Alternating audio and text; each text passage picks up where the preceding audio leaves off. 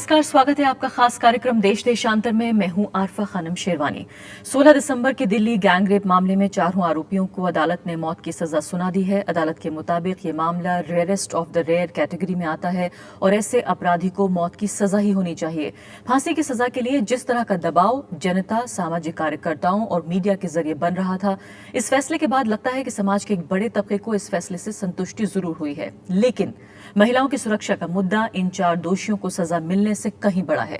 जाहिर है इस एक फैसले से फांसी देने की मांग करने वाली ऊंची आवाजें तो कुछ देर के लिए दब जाएंगी, लेकिन इन 4 लोगों को फांसी होने के बाद देश की आधी आबादी सुरक्षित हो जाएगी, ऐसा कहना बेमानी होगा। किस तरह के सामाजिक बदलावों की दरकार है और किस तरह से वो सिस्टम जो दरअसल इस तरह के अपराधों को, अपराधियों को और आपराधिक प्रवृत्तियों को जन्म देता है, कैसे उसे सुधारा जाए, ये जानने की कोशिश करेंगे अगले 30 मिनट के दौरान। लेकिन पहले ये report. Saket fast track court ने दिल्ली गैंगरेप के 4 दोषियों को आज फांसी की सजा सुनाई है। कोर्ट ने अपना फैसला सुनाते हुए कहा कि ये केस अपने आप में ही दुर्लभ है। ऐसे में दोषियों को फांसी से कम कोई सजा नहीं दी जा सकती है। मंगलवार को साकेत की अदालत ने 4 आरोपियों को हत्या, गैंगरेप और डकैती का दोषी करार दिया था। गौरतलब है कि राष्ट्रीय राजधानी दिल्ली में पिछले साल 16 दिसंबर को चलती बस में एक युवती के साथ गैंगरेप की घटना हुई थी। इस घटना को 6 लोगों ने अंजाम दिया था। इस बर्बर घटना के बाद फैले जनता के आक्रोश को देखते हुए केंद्र सरकार ने भी सख्त एंटी रेप कानून बनाया। 9 महीने के बाद आज कोर्ट ने अपना फैसला तो सुना दिया, लेकिन इसी के साथ भारत में महिलाओं पर हो रही ज्यादतियों की कहानी खत्म नहीं होती। नेशनल क्राइम रिकॉर्ड्स ब्यूरो का आंकड़ा बताता है कि महिलाओं के साथ होने वाले बलात्कार के 90% से ज्यादा मामले घर की 4 दीवारी के अंदर होते हैं। यानी साफ तौर पर खोट हमारे समाज से जुड़ा है। कोर्ट के फैसले का इंतजार तो खत्म हुआ, अब इंतजार इस बात का है कि समाज के अंदर महिलाओं को लेकर नजरिए में जो तब्दीली आनी है, उसकी शुरुआत कब होगी। शायद असली लड़ाई वहीं लड़ी जानी है। Bureau report, Rajya Sabha TV. जी हाँ, असली लड़ाई जो है वो समाज को लड़नी है, लेकिन कैसे लड़ी जाए ये लड़ाई उन ऊंची आवाजों के बीच जहां असली मुद्दे छुप रहे हैं, ये जानने की हम कोशिश करेंगे। मेरे साथ कई खास मेहमान मौजूद हैं इस गंभीर मुद्दे पर चर्चा के लिए। मेरे साथ हैं इंदिरा जयसिंह, जो कि सीनियर लॉयर हैं सुप्रीम कोर्ट की। इसके अलावा मेरे साथ राकेश भटनागर हैं, सीनियर लीगल जर्नलिस्ट हैं। डॉक्टर इंदु अग्निहोत्री, डायरेक्टर हैं Centre for Women's Development Studies. और साथ ही हर्ष मंदर हैं, जाने माने सामाजिक कार्यकर्ता और नेशनल एडवाइजरी काउंसिल के मेंबर भी रह चुके हैं। चारों मेहमानों का बहुत बहुत स्वागत है। सबसे पहले इंदिरा जयसिंह, आपसे शुरुआत करना चाहती हूँ। अगर मैं ये सवाल पूछ सकूं कि क्या वाकई इस तरह से जो फैसला जो दिया गया है, पहले से ये अंदाजा लगाया जा रहा था कि मौत की सजा ही होगी। एक तबका ऐसा भी है जो इसके खिलाफ मान रहा था कि इससे जो एक पछतावे की बात होती है या कोई सुधार की अगर कोई गुंजाइश हो वो भी खत्म हो जाती है। लेकिन कुछ लोग इसको राजनीतिक फैसला भी कह रहे हैं। हालांकि हम ये मानते हैं, हम जानते हैं कि हमारी अदालतें इंडिपेंडेंटली काम करती हैं। मैं नहीं मानती कि अदालत पे दबाव पड़ा था, इसके कारण उन्होंने ये फैसला दिया है। पब्लिक ओपिनियन है, लेकिन हमारे जजेस को ये ट्रेनिंग दी गई है कि जो फैसला देते हैं कानून के हिसाब से देते हैं। लेकिन इतना मैं जरूर कहूंगी कि प्रेस का भी एक बहुत नेगेटिव रोल रहा है इस पूरे रिपोर्टाज में। और वो कैसे, देखिए, एक तो जो आई विटनेस था उसको टेलीविजन स्टूडियो में लाके उसका बयान स्टूडियो में किया गया। हम ट्रायल बाय प्रेस में नहीं मानते, तो मुझे लगता है कि प्रेस को थोड़ी सी जिम्मेदारी होनी चाहिए अपनी, कि जब एक केस चल रहा है, जज के सामने मामला है, तो वो कैसे बिहेव करे। लेकिन ये मुझे आपको बताने में खुशी हो रही है कि उस समय पुलिस और प्रोसिक्यूशन कोर्ट गए और उन्होंने एक इंजंक्शन ले लिया कि ये सब मामले प्रेस में नहीं आने चाहिए, टीवी में नहीं आने चाहिए, क्योंकि हम नहीं चाहते कि हमारे केस पे इन बातों का कोई प्रभाव हो। इसलिए मेरा मानना है कि ये जो ट्रायल था, इस ट्रायल में प्रेस का कोई दबाव नहीं था। लेकिन ये एक एक्सेप्शन भी आप कह सकते हो सकता है कि हर पुलिस ऑफिसर, हर प्रोसिक्यूटर, हर जज ऐसा ना भी हो। इसीलिए आपने जो सवाल उठाया बड़ा सवाल है कि हम सिर्फ निर्भय के लिए, न्याय मांगने के लिए नहीं आए हैं यहाँ।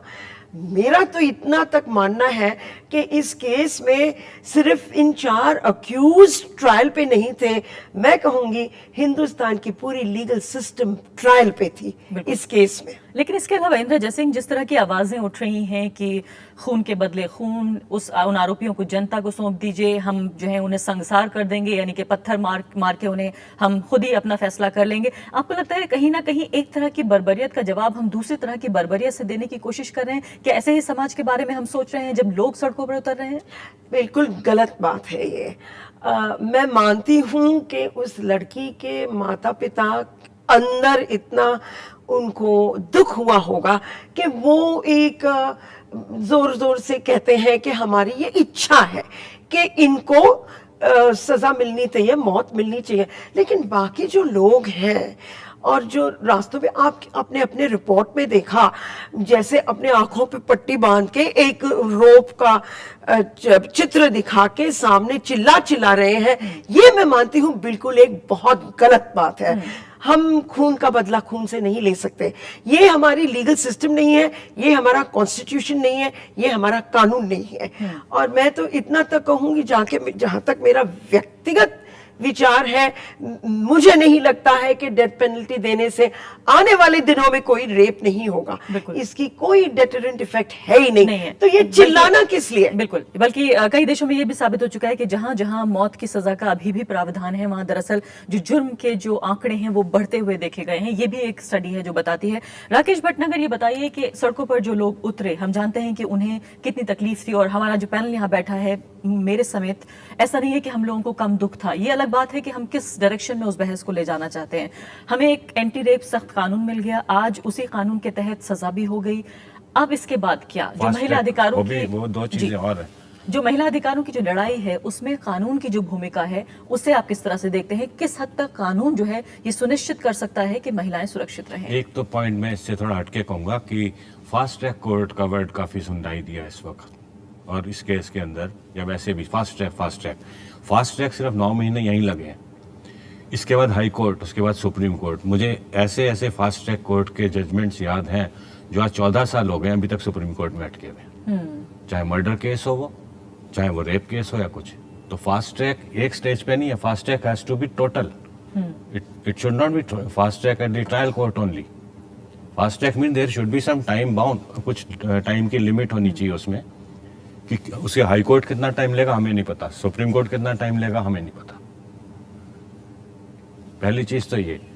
और जहां तक इनका विमेन का आपने प्रश्न उठाया, मैंने कहा कि कानून कितनी मदद कर पाएगा हमारी औरतों को सुरक्षा देने में, किस हद तक ये कानून की जिम्मेदारी है, और फिर हम बात करेंगे राजनीति और समाज की भी। पहले तो सेंसिटिविटी कहां पर होनी चाहिए? पुलिस थाना में कॉन्फिडेंस लेवल उनका हो कि कोई वहां पे महिला जा रही है अपनी कंप्लेंट करने के लिए, उसको इतना कॉन्फिडेंस होना चाहिए कि वहां जो ऑफिसर बैठा है वो मेरा मजाक नहीं बनाएगा और मुझे भी उसी निगाह से नहीं देखेगा जैसे और जिसकी विक्टिम वो रही है। वो कॉन्फिडेंस लेवल उसका होना चाहिए। क्योंकि हमें पिछले दिनों आपने ये साथ साथ ये भी देखा होगा कि थानों में गैंगरेप हो रहा है, पुलिस वाले इन्वॉल्व में उसमें, और हमने ये भी देखा है कि शर्म जो है वो अपराधी को नहीं आती है बल्कि पीड़िता को आती है। बिल्कुल वही मुंह छुपाते हुए घूम रहे हैं। वो कॉन्फिडेंस लेवल खत्म है। दूसरा जो बिल्कुल कोर इशू है, टोटलिटी की मैं बात करता हूँ, तो स्कूल्स में शुरुआत में ही उनको वहाँ पर शिक्षा के दौरान कहानी के जरिए या किसी और चीज़ के जरिए सब्जेक्ट्स में कहीं पर भी इस चीज़ का जिक्र नहीं है कि तुम्हें कैसे रिस्पेक्ट करनी है और इसका मायना क्या है। कुछ स्टोरीज थी पहले, थी आज नहीं है। बिल्कुल जी। डॉक्टर इंदु अग्निहोत्री, ये बताइए कि हम जस्टिस वर्मा का अगर जिक्र करें, वो अलग बात है, दुर्भाग्यपूर्ण है कि हमारे बीच वो अभी नहीं है, लेकिन उन्होंने जो रिपोर्ट तैयार की, उन्होंने जो सरकार को सजेशन दिए, ये एक आयरनी ही है, ये विडंबना ही है कि उन सजेशंस में, उन मशवरों में ये शामिल नहीं था कि मौत की सजा दी जाए उन लोगों को जिस कानून को बनाने में उन्होंने एक महत्वपूर्ण भूमिका निभाई है, बल्कि जो उन्होंने चीजें कही महत्वपूर्ण, उसमें पुलिस रिफॉर्म के बारे में उन्होंने कहा, पुलिस बलों को उनको संवेदनशील करने के बारे में हमने कहा। आपको लगता है कि इन 4 लोगों को फांसी की सजा सुनाने के बाद जो सबसे महत्वपूर्ण बिंदु हैं, जो दरअसल इस पूरी रूपरेखा को बनाते हैं, जो दरअसल इस पूरे सिस्टम को सुधार सकते हैं, उस पे से कहीं ना कहीं हमारी नजर हट रही है? मेरे ख्याल से कुछ मुद्दे हैं जिनको हम सामने रखते हैं। मैं पहली बात तो जो इंदिरा जयसिंह जी ने कहा, मैं उससे पूरी तरह सहमत हूँ कि इस पूरी बहस को बहुत हाई श्रिल नोट्स में ले जाने के बजाय एक बैलेंस तरीके से हम इस बहस को चलाएं और जो व्यापक जो संदर्भ है जिसके तहत ये सब घटनाएं हो रही हैं उनको ध्यान में रखें।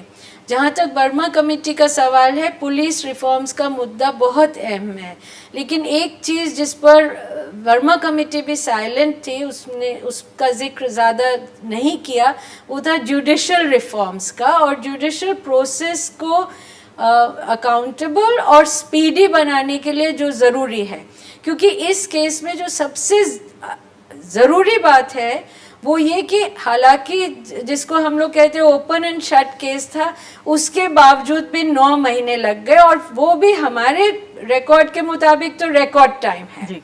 बाकी केसेस तो कई दशक तक चलते हैं। अभी तक भंवरी देवी का केस कहीं ना कहीं लटका ही हुआ है। और इंदिरा जयसिंह ने कहा कि दरअसल पूरा देश ही एक तरह से ट्रायल पर था, पूरा जस्टिस वही। सिस्टम जो है वो ट्रायल पर था, तो उसके बावजूद 9 महीने लगे। अब जो जिस तरीके की वारदात रोज होती हैं, देहात में होती हैं, छोटे शहरों में जगह जगह पर होती हैं, घरों के अंदर, जैसे कि आपने अपने प्रोग्राम के शुरुआत में कहा, तो उनको हम सब जानते हैं कि उनके लिए ना कोई शहर को रोक के रखा जा सकता है 2-3 महीने, जैसे इस केस में दिसंबर जनवरी में हमने देखा, और ना लोग उन केसों की तरफ अपना ध्यान दे रहे हैं। तो एक केस पर पूरा ध्यान लगा करके हम सोचें कि इससे हिंदुस्तान में सभी औरतों को न्याय मिल जाएगा, ऐसे गलतफहमी में हमें नहीं रहना चाहिए। और इन 4 अभियुक्तों को, दोषियों को सजाए मौत होने से, जैसे इंदिरा जी ने कहा, रेप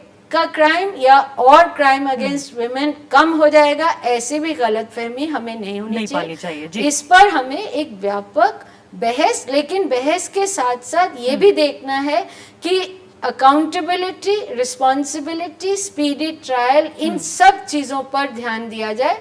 लंबी लंबी तारीखें पढ़ना, एक औरत की उम्र पूरी गुजर जाए तब जाके इंसाफ मिले। मैं आऊंगी आपके पास वापस। हर्षमंदर, ये बताइए कि जिस एक मांग को लेकर तमाम कार्यकर्ता, तमाम आम लोग, वो मिडिल क्लास जो अक्सर सोया रहता था, वो सड़कों पर निकला, कॉलेज के स्टूडेंट्स, अब ये अच्छी बात है कि सब लोग एक ऐसे कॉज के लिए जो दरअसल एक रोजमर्रा की एक सच्चाई बन गया था, और कोई भी इस बात पे हैरान नहीं होता था कि कहाँ किस लड़की के साथ ज्यादती हुई है, आखिरकार लोग निकल कर आए। लेकिन जो एक ही मांग में उन्होंने अपना पूरा आंदोलन समेट दिया था कि हमें एक कानून चाहिए, वो कानून मिल गया। अब उस कानून के तहत जो है फैसला भी मिल गया। अब आगे का रास्ता कैसे तय होगा? नहीं, एक तरफ तो मैं जरूर कहना चाहता हूं कि एक मानवीय समाज में हम क्यों सजा देते हैं किसी को, इसके बारे में हमें गहराई से सोचना है। क्या हम बदला लेना चाहते हैं, या हम चाहते हैं कि समाज में हिंसा और नफरत कम हो। और मुझे लगता है कि ये पूरा जो डेथ पेनल्टी है, ये इस पे देश, दुनिया के ज़्यादातर देश अब उसको समाप्त किए हैं, क्योंकि वो समझते हैं, मतलब अनुभव ये बताता है कि कितना कड़ा सज़ा हो वो अपराध को नहीं रोकता है, कितनी संभावना है कि वो सज़ा मिले वो अपराध को रोकता है। तो एक तो ये मैं कहना चाहूँगा। पर दूसरा, मुझे लगता है कि जो आपने जनाक्रोश की बात की, और बहुत अच्छी बात थी कि महिला हिंसा को लेके पहली बार, मतलब ना सिर्फ हिंदुस्तान में, पूरी दुनिया में बहुत कम ऐसे उदाहरण दिखने में आते हैं जहाँ पे इतना बड़ा जनाक्रोश सड़कों पर दिखा जब एक महिला हिंसा को लेके। लेकिन मुझे पीड़ा इस बात की हुई कि ये जो जनाक्रोश है वो भी उसका एक क्लास कैरेक्टर है। मतलब हम अभी बॉम्बे में जैसे घटना हुई थी, उसी जगह में बताया गया है कि 3 ऐसी औरतों का उसी गैंग के द्वारा गैंग रेप हुआ था उससे पहले, जो कचरा बिनते हैं। लेकिन उनके लिए कभी भी, मतलब कोई न्यूज़पेपर ने, कोई हम लोग सड़कों पे नहीं उतरे।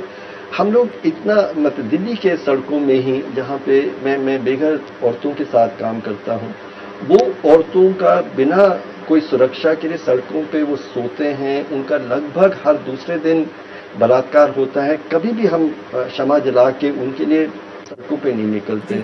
मुझे लगता है बहुत ज़रूरी है कि जब हम महिला सुरक्षा की बात करें, एक तो अंतिम महिला जो जाति से मतलब अपने बेघर होने के नाते और कारणों से जो शोषित है उसकी सुरक्षा के को महत्व दें। और दूसरा जो आपने बहुत अच्छी बात कही कि कानून तो एक हद तक जा सकता है, हमें समाज में हम अपने लड़कों को किस तरह से बड़ा कर रहे हैं, किन मूल्यों के साथ बड़ा कर रहे हैं, महिला के साथ क्या व्यवहार बच्चा सीखता है छोटी उम्र से, ये सारी चीज़ों के बारे में भी जब तक हम बदलाव नहीं लाएंगे हिंसा हमारे समाज में फिलहाल एक छोटा सा ब्रेक हम यहाँ पर ले रहे हैं और ब्रेक के बाद हम जल्द हाजिर होंगे।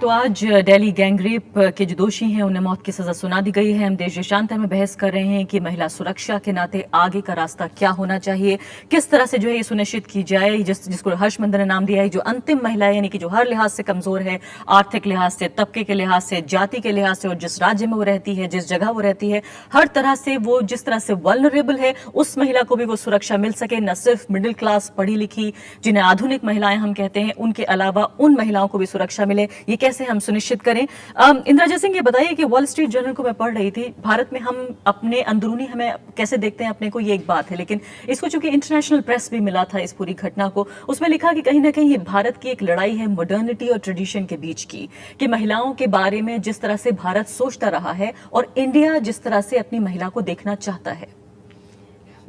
मैं इससे सहमत नहीं हूँ।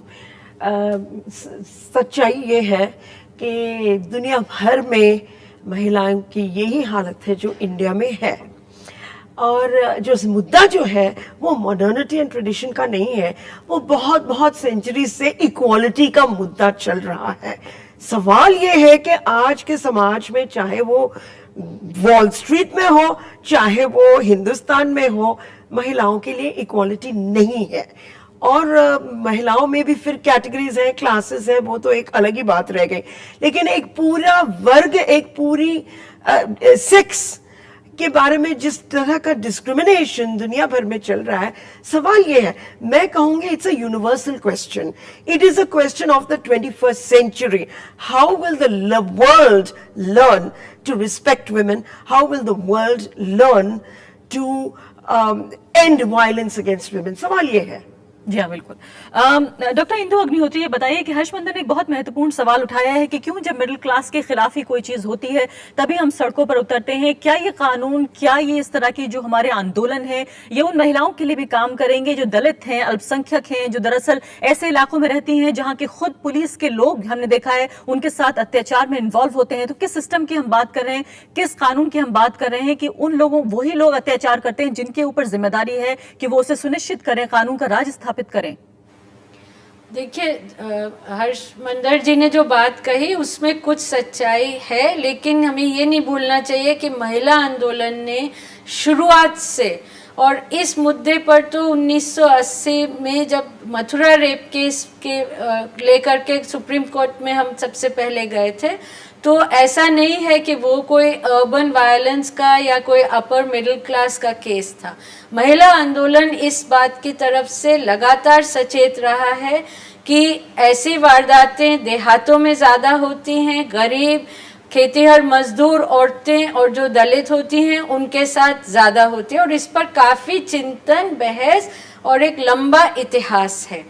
लेकिन ये भी हमें नहीं भूलना चाहिए कि आज की तारीख में शहर में जिस रफ्तार से शहरीकरण बढ़ रहा है और एक रैंडम वायलेंस जो आ रही है वो बढ़ रही है, और जो नौजवान साथियों ने, छात्रों ने जो गुस्सा अपना इजहार किया था दिसंबर की घटना को लेकर, वो इस संदर्भ से आ रहा था, और वो भी एक ज़रूरत है और उसको समझने की भी एक हमें बहुत अहमियत है कि इस आपके शहर में सेफ्टी है कि नहीं।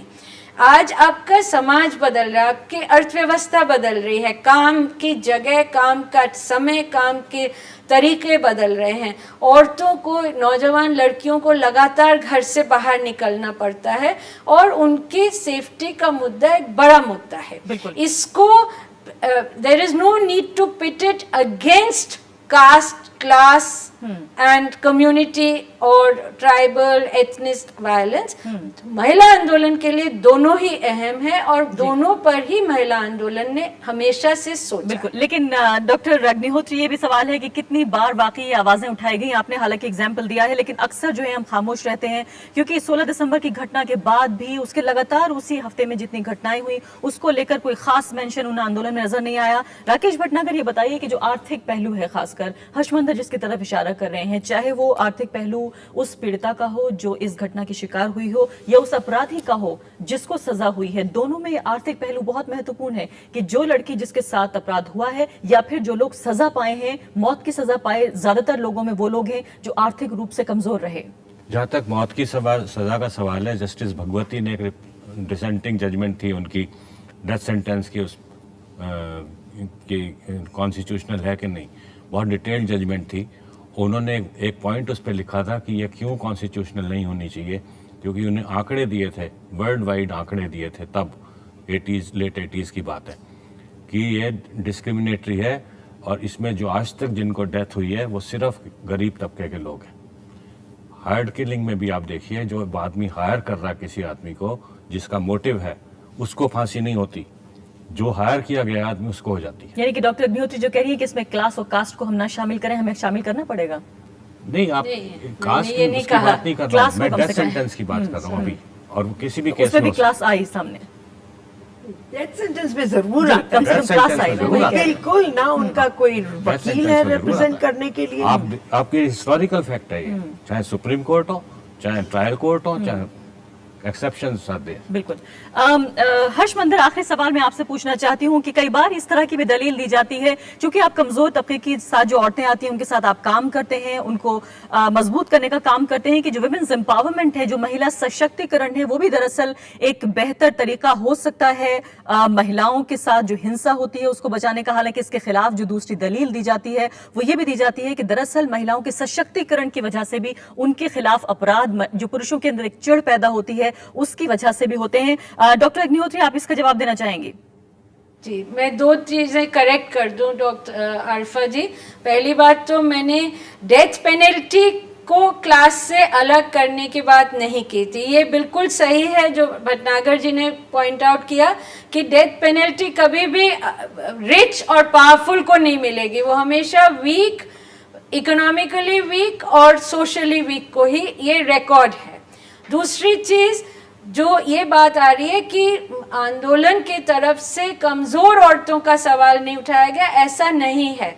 दिसंबर की घटना से एकदम पहले अगर आप पिछले 6 महीने का इतिहास उठाते, हरियाणा में एक बहुत व्यापक आंदोलन चला जिसमें एक बहुत बड़े पैमाने पर गुस्से का इजहार किया, जिसमें मेरे ख्याल से 19 में से 13 केस दलित और जिस तरीके के जिक्र हर्षमंदर जी ने कहा, रैग पिकर्स, उनकी बच्चियों के साथ जो रेप केस थे, और वो हम लोगों ने वर्मा कमेटी के सामने भी उस बात को रखा था और कहा था कि इसको एक व्यापक नज़रिए से, एक व्यापक सामाजिक संदर्भ में जो वायलेंस होती है, जो ज़्यादा वल्नरेबल औरत है और जहां पर जिस सिचुएशन में रेप होती है उसको करने की ज़रूरत है जी। लेकिन उसके साथ एक चीज़ और भी है जो बार बार उठती है कि औरतों की तरफ जो नज़रिया है और उस नजरिए में हम दोहरापन देखते हैं। एक तरफ पार्लियामेंट में कुछ लोग खड़े होकर डेथ पेनल्टी की मांग करते हैं, लेकिन समाज के अंदर वो उन विचारों को बढ़ावा देते हैं जो पूरी तरह से एंटी वुमेन होते हैं। जी हाँ। तो वो वैचारिक संघर्ष सवाल तो भी कई बाकी उठना रह गए इस बहस के, और मैं चाहती थी हर्षमंदर भी जवाब दें, लेकिन समय बिल्कुल समाप्त हो चुका है। बहुत बहुत शुक्रिया तमाम मेहमानों का, इंद्रजीत सिंह, राकेश भटनागर, डॉक्टर इंदु अग्निहोत्री और साथ ही हर्षमंदर। तो साफ तौर पर जो कानून जिसे हमें हासिल करना था उसकी लड़ाई हम जीत चुके हैं, आज सजा भी हो चुकी है, लेकिन साफ तौर पर एक बड़े सवाल, ज्यादा मुश्किल सवाल हमारे सामने बाकी हैं, वो है समाज से जुड़े हुए, क्या हम उन्हें डील करने के लिए तैयार हैं? अभी के लिए इतना ही, नमस्कार।